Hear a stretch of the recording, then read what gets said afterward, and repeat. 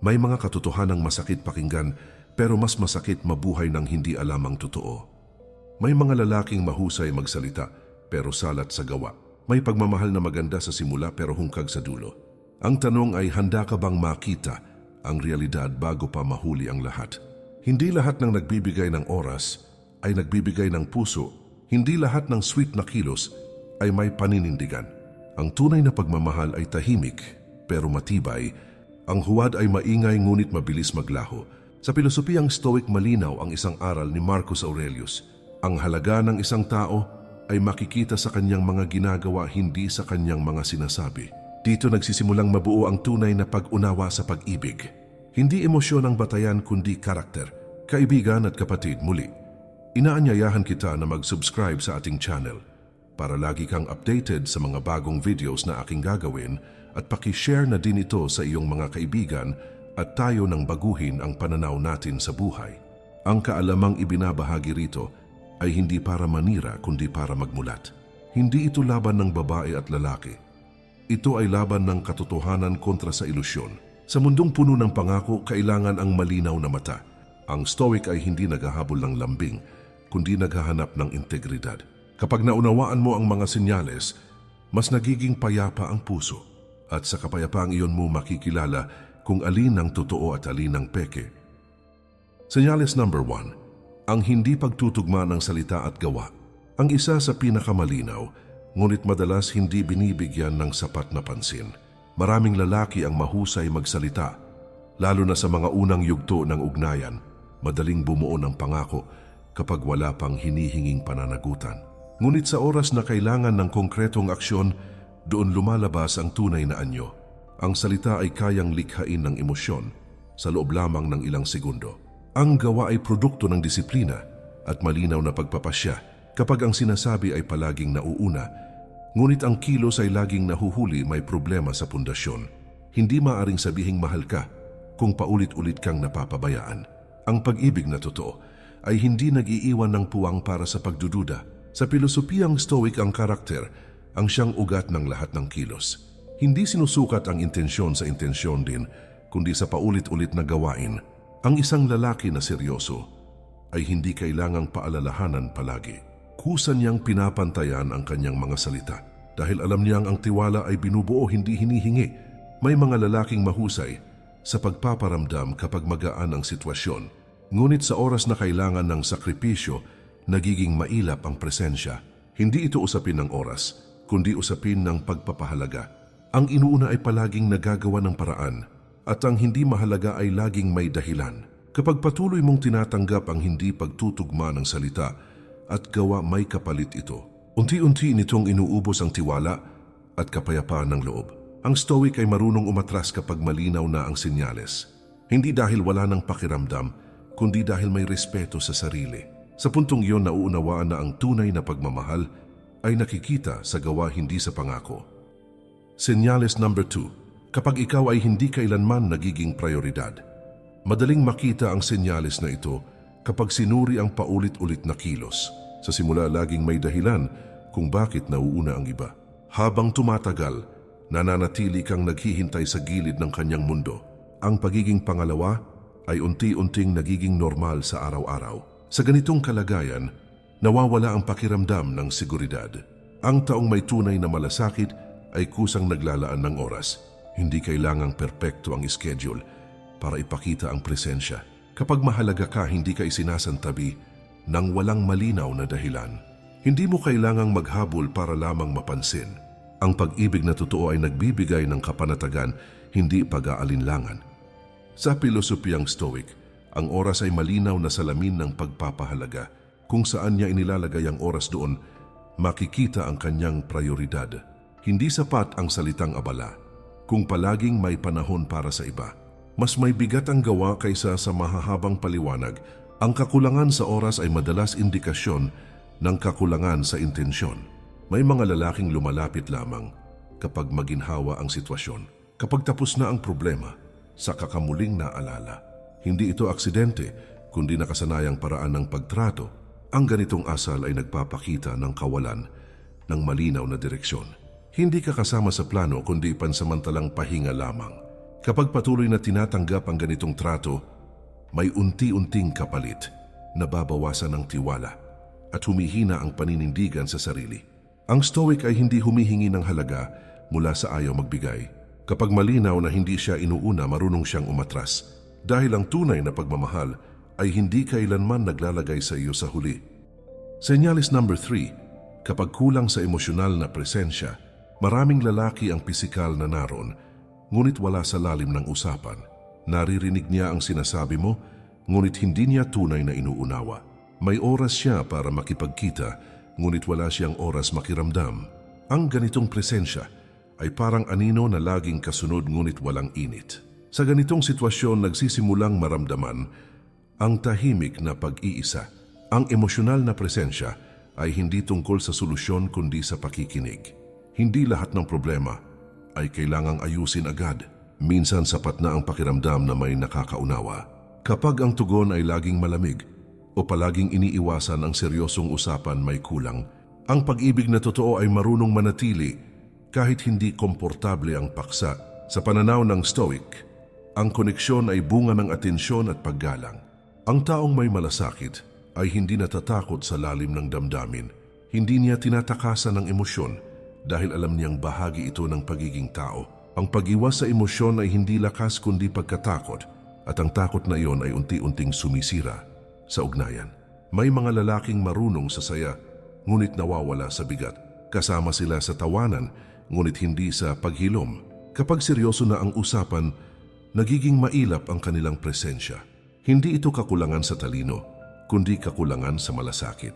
Ang hindi marunong humawak ng emosyon ay hindi handang magmahal ng buo. Kapag patuloy na pinipili ang taong wala sa emosyonal na antas, may kapalit ito. Unti-unting nagiging mababaw ang koneksyon. Nawawala ang pakiramdam na ligtas magpakatotoo. Ang Stoic ay marunong kumilala kung saan may lalim at kung saan wala. Dahil ang pagmamahal na totoo ay hindi lamang nakikita kundi nararamdaman. Senyales number 4. Kapag madalas na nagtatago sa responsibilidad, ang tunay na pagmamahal ay may kasamang pananagutan at pagtupad sa pangako. Kapag laging may dahilan kung bakit hindi makasama o hindi makatuparan ng sinabi, may mali. Ang pagbabalik sa kasabihan ng Stoic na si Epictetus, hindi ang pangyayari, kundi ang pagpili natin ang nagpapakita ng karakter. Kapag ang isang lalaki ay patuloy na nagtatago sa responsibilidad, malinaw ang kawalan ng integridad. Hindi sapat ang maganda at matatamis na salita kung wala namang kasamang aksyon. May mga pagkakataon na ang mga simpleng gawain ay nagiging sukatan ng tunay na intensyon. Kapag palaging iniwasan ang mga obligasyon, nawawala ang tiwala sa relasyon. Hindi ito simpleng pagkukulang, kundi pagpili na huwag tumayo para sa tama. Ang isang taong may malasakit ay hindi nagiging pabago-bago sa oras ng pangangailangan. Ang responsibilidad ay hindi pabigat kundi patunay ng pagmamahal. Sa pilosopiyang Stoic, ang bawat kilos ay dapat may malinaw na layunin at konsistensya. Ang pag-iwas sa responsibilidad ay nagpapakita ng kahinaan ng karakter. Kapag palaging naiiwan ng isang tao sa kanyang sarili dahil sa kakulangan ng suporta, may senyales na. Ang pagmamahal na totoo ay nagbibigay ng proteksyon at hindi pabayaan. Ang huwad na pagmamahal ay palaging nagiging pabigat sa puso ng iba. May mga lalaking mahusay makipag-usap, ngunit hindi makipagsalo sa obligasyon. Ang salita ay maganda, ngunit ang gawa ay kulang sa pagkilos. Kapag paulit-ulit ang ganitong pattern, unti-unti itong nagiging normal sa relasyon. Hindi mo dapat ipilit ang pagmamahal kung walang kasamang responsibilidad. Ang pagmamahal na walang aksyon ay anino lamang ng tunay na damdamin. Kapag patuloy na tinatanggap ang ganitong asal, may dahan-dahang epekto sa sarili. Nawawala ang tiwala at tumitindi ang pagdududa sa tunay na intensyon. Ang Stoic ay marunong humarap sa realidad at umiwas sa ilusyon. Kapag malinaw na walang responsibilidad, mas mainam na lumayo kaysa magpakatanga. Ang tunay na pagmamahal ay hindi lamang nakasalalay sa salita kundi sa gawa at pananagutan. Senyales number 5. Kapag madalas magbago ng damdamin at desisyon, ang pagmamahal na matatag ay hindi pa bago-bago. Kapag ang isang lalaki ay palaging nag-iiba ng isip o emosyon, nagiging malinaw ang kawalan ng konsistensya. Ang pabago-bagong damdamin ay nagdudulot ng kalituhan at pag-aalinlangan sa relasyon. Hindi ka dapat maging sandalan ng hindi matibay na puso.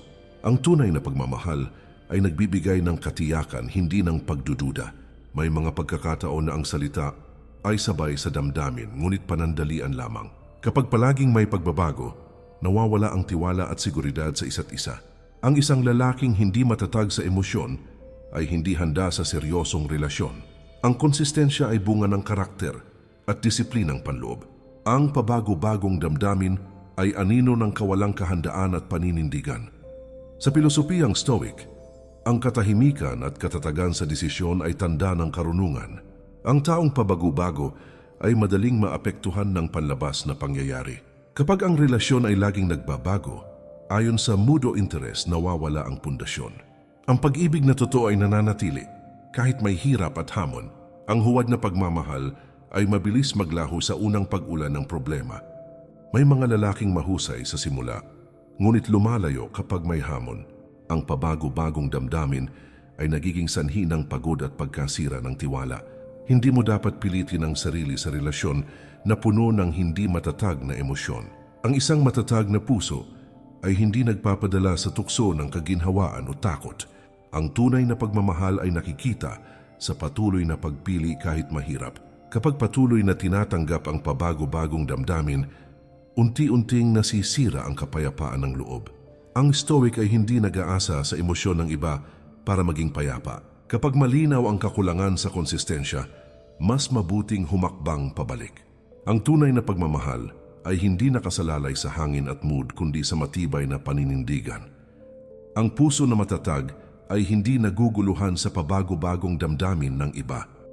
Senyales number 6, kapag laging ipinapasa ang sisi sa iyo.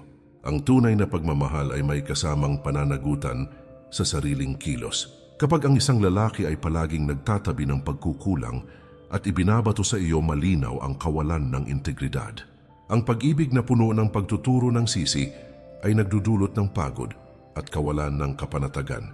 Hindi ka dapat maging takbuhan para sa kakulangan ng iba. Ang tunay na pagmamahal ay marunong humarap sa mali at ayusin ito. May mga lalaki na mahusay magpaliwanag, ngunit laging may dahilan. Kapag may nagawang pagkakamali, palaging ikaw ang ginagawang problema. Hindi ito simpleng kakulangan ng komunikasyon, kundi malinaw na taktika upang ilayo ang responsibilidad. Ang paulit-ulit na ganitong pattern ay unti-unting nagwawasak ng tiwala. Ang emosyonal na pabigat ay nagiging normal sa bawat araw na nagdaraan. Sa pilosopiyang Stoic, ang bawat pagkilos ay dapat may kalinawan at paninindigan. Ang pag-iwas sa pananagutan ay tanda ng kahinaan ng karakter. Kapag hindi marunong humarap sa sariling mali, hindi ka rin maaasahan sa relasyon. Ang pagmamahal na totoo ay nagbibigay ng suporta at hindi nagdadala ng pabigat. Ang huwad na pagmamahal ay nagtatago sa likod ng palusot at pagbibintang. May mga lalaking magaling magpatawad, ngunit hindi marunong mag-ako ng kasalanan. Ang paulit-ulit na pagbabalik ng sisi sa iyo ay unti-unting nagpapalayo. Hindi mo dapat ipilit ang pagmamahal kung laging ikaw ang pinapasan ng pagkukulang. Ang responsableng puso ay marunong mag-ako at magbago. Kapag malinaw ang pabigat ng sisi, mas mainam na humakbang pabalik at protektahan ang sarili. Kapag tinanggap mo ang ganitong asal, humihina ang tiwala at paggalang sa sarili. Ang Stoic ay marunong humarap sa katotohanan at hindi nagpapadala sa ilusyon. Kapag malinaw ang kakulangan sa pananagutan, ang pinakamalakas na hakbang ay lumayo. Ang tunay na pagmamahal ay hindi nagpapasa ng pabigat kundi nagdadala ng kapanatagan. Ang puso na matatag ay hindi naguguluhan sa pagbabalik ng sisi ng iba. Senyales number 7. Kapag madalas minamaliit ang iyong damdamin at opinyon, ang tunay na pagmamahal ay may kasamang respeto sa bawat salita at damdamin. Kapag ang isang lalaki ay paulit-ulit na binabaliwala ang iyong iniisip o nararamdaman, malinaw ang kakulangan sa empatiya. Ang ganitong ugali ay nagdudulot ng kawalan ng kapanatagan at unti-unting nagpapababa sa iyong tiwala sa sarili. Hindi ka dapat pabayaan na pakiramdam ay hindi mahalaga. Ang pagmamahal na totoo ay nakikinig at tumatanggap kahit hindi palaging magkasundo. May mga lalaki na mahusay makipag-usap sa simula, ngunit sa oras ng seryosong usapan, nawawala ang respeto. Kapag palaging minamaliit ang damdamin mo, nagiging normal ang kawalan ng balanse sa relasyon. Hindi ito simpleng hindi pagkakaunawaan, kundi malinaw na senyales ng hindi pantay na pagpapahalaga. Ang paulit-ulit na ganitong pagtrato ay unti-unting sumisira sa koneksyon. Ang emosyonal na pag-aalaga ay dapat buo at pantay sa parehong partido. Sa pilosopiyang Stoic, ang respeto sa iba ay tanda ng karunungan at lakas ng loob. Ang taong binabaliwala ang damdamin ng kapwa ay nagpapakita ng kahinaan ng karakter. Kapag walang pantay na pagtingin sa damdamin, nagiging pabigat ang relasyon. Ang tunay na pagmamahal ay nagbibigay halaga at hindi nagbabawas ng dignidad ng iba. Ang huwad na pagmamahal ay nagtatago sa likod ng pangungutya at pangmamaliit. May mga lalaking marunong magpatawa at magpakilig, ngunit sa oras ng seryosong damdamin, nagiging malamig. Ang paulit-ulit na pagbabaliwala sa opinyon at damdamin mo ay nagdudulot ng distansya. Hindi mo dapat ipilit ang sarili sa relasyon kung hindi ka pinapahalagahan. Ang respeto sa damdamin ay tanda ng tunay na malasakit. Kapag malinaw ang kawalan ng respeto, mas mainam na magpakatino at protektahan ang sarili. Kapag patuloy na tinanggap ang ganitong asal, humihina ang tiwala at kapayapaan ng loob. Ang Stoic ay marunong humarap sa katotohanan at hindi nagpapadala sa ilusyon. Kapag malinaw na hindi ka pinapahalagahan, ang pinakamalakas na hakbang ay lumayo. Ang tunay na pagmamahal ay nagbibigay ng respeto, pansin at halaga sa bawat damdamin. Ang puso na matatag ay hindi naguguluhan sa patuloy na pagbabaliwala ng iba. Senyales number 8. Kapag laging may itinatagong katotohanan o lihim, ang tunay na pagmamahal ay nakabatay sa katapatan at bukas na komunikasyon. Kapag ang isang lalaki ay palaging may tinatago, nagiging malabo ang tiwala at kapanatagan. Ang lihim na paulit-ulit itinatagong bagay ay nagpapahiwatig ng kakulangan sa integridad at respeto. Hindi ka dapat manatili sa relasyon na puno ng pagtatago at pagdududa. Ang pagmamahal na totoo ay malinaw, direkta, at walang tinatabing bigat sa puso ng kapwa. May mga lalaki na magaling magsabi, ngunit may nakatagong motibo o katotohanan. Kapag nalaman ang lihim sa huli, ang sakit at pagkadismaya ay mas matindi. Hindi ito simpleng kakulangan sa komunikasyon, kundi malinaw na pagtatakip sa tunay na intensyon. Ang paulit-ulit na pagtatago ay unti-unting nagdudulot ng emosyonal na pagod. Ang relasyon ay dapat bukas at matatag, hindi puno ng ulap at alinlangan. Sa pilosopiyang Stoic, ang katapatan ay batayan ng lakas ng karakter. Ang pagtatago ay tanda ng kahinaan at takot sa harap ng katotohanan. Kapag malinaw na may lihim, nagiging pabigat ang relasyon sa damdamin at isip. Ang tunay na pagmamahal ay hindi nagtatago, kundi lumalaban sa hamon ng pagiging bukas.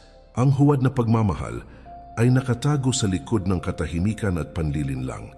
May mga lalaking nagmamahal sa ilusyon ng kontrol o kapangyarihan.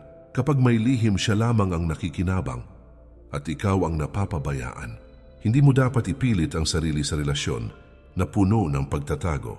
Ang bukas na komunikasyon at integridad ay pundasyon ng matibay na ugnayan.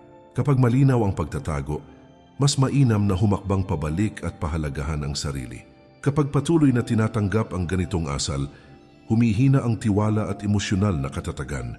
Ang Stoic ay marunong humarap sa katotohanan kahit masakit. Kapag malinaw na may lihim at pagtatago, ang pinakamalakas na hakbang ay lumayo.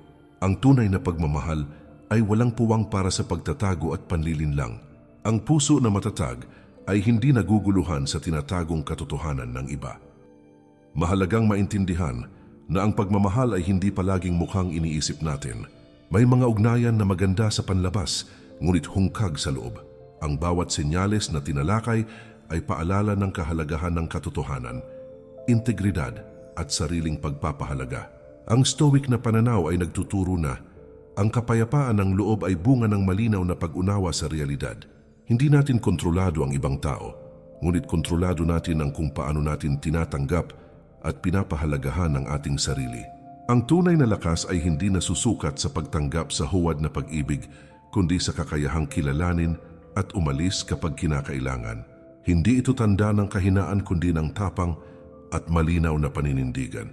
Kapag natutunan mong basahin ang mga senyales, mas nagiging matatag ang iyong puso at mas malinaw ang landas na tatahakin. Ang bawat hakbang patungo sa sariling integridad ay hakbang patungo sa tunay na kalayaan at kapayapaan. Ang pagmamahal na totoo ay hindi nagdudulot ng kalituhan, kundi nagbibigay ng katiyakan at kapanatagan. Kaibigan at kapatid, muli, inaanyayahan kita na mag-subscribe sa ating channel para lagi kang updated sa mga bagong videos na aking gagawin at paki-share na din ito sa iyong mga kaibigan at tayo nang baguhin ang pananaw natin sa buhay. Sa bawat aral at bawat senyales na ating natutunan, may pagkakataon tayong baguhin ang ating pananaw sa relasyon at sa sarili. Huwag hayaang mawala ang dignidad at kapanatagan dahil lamang sa ilusyon ng pagmamahal. Ang tunay na lakas ay nasa pag-unawa, pagtanggap, at tapang na pumili ng tama para sa sarili. Sa wakas, ang puso na matatag ay hindi nasusukol sa huwad, kundi nakikilala ang totoo at nananatiling malaya. Maraming salamat po, mag-ingat po tayo palagi, at kay Lord palagi ang papuri.